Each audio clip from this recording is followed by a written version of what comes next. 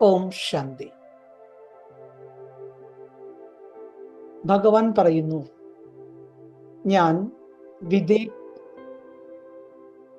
വിദേഹി എന്നാൽ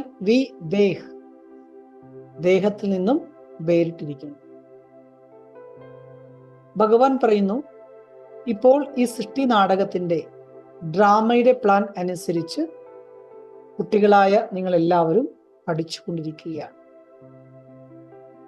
എല്ലാവരും ദേഹധാരികളാണ്. എന്നാൽ ഞാൻ മാത്രം വിദേഹിയാണ്.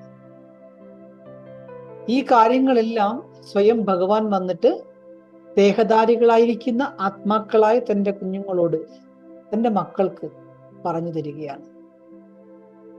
എപ്പോഴാണോ നിങ്ങൾ ഓരോരുത്തരും നിങ്ങളുടെ കർമാതീത അവസ്ഥ കരസ്ഥമാക്കുന്നത്, നിങ്ങൾക്ക് ആ സ്ഥിതി ഉണ്ടാകുന്നത്, അപ്പോൾ ഇവിടെ യുദ്ധം ആരംഭിക്കും.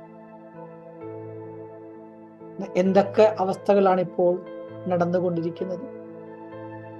ഇതെല്ലാം കഴിഞ്ഞു.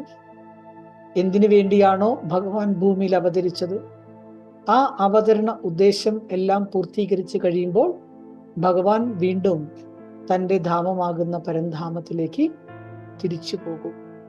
ബാക്കിയെല്ലാം അതോടുകൂടി സമാപ്തമാകും. അങ്ങനെ ഈ വിരാടിയ സൃഷ്ടി നാടകത്തിന്റെ അവസാനത്തെ രംഗത്തെ കർട്ടനും വീഴുകയാണ്. അതോടുകൂടി സൃഷ്ടി സമാപ്തം. തീർന്നില്ല. അതിനുശേഷം ഒരു പുതിയ ലോകത്തിന്റെ ആരംഭം. ഓം ശാന്തി.